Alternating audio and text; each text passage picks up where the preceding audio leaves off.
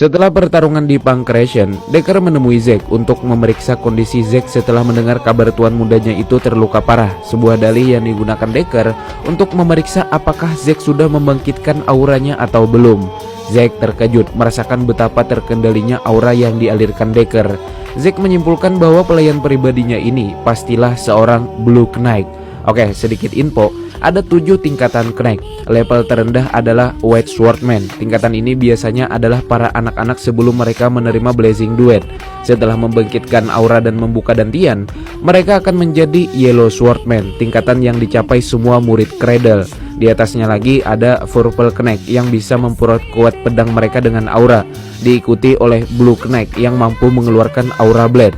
Puncak kekuatan yang umum diketahui adalah Red Knight, sebuah level yang dicapai oleh Zack di kehidupan sebelumnya.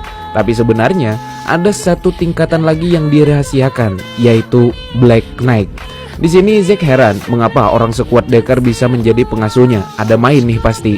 Decker yang merasakan ada yang aneh bertanya apakah Zack menyembunyikan sesuatu.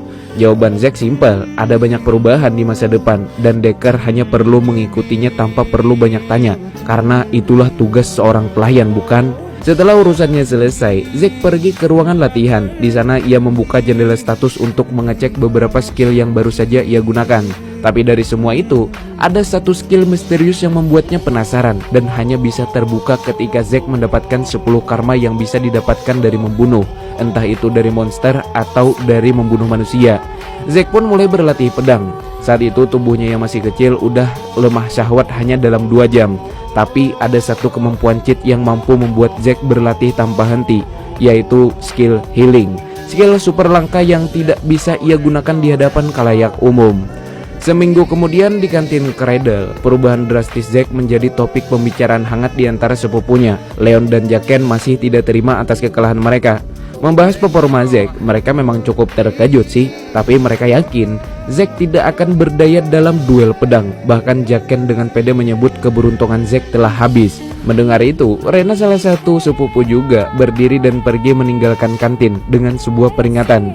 Jika kalian berpikir kekalahan kalian terjadi karena keberuntungan Zack, buang nama Decker lu semua, kalian tidak pantas menyandangnya.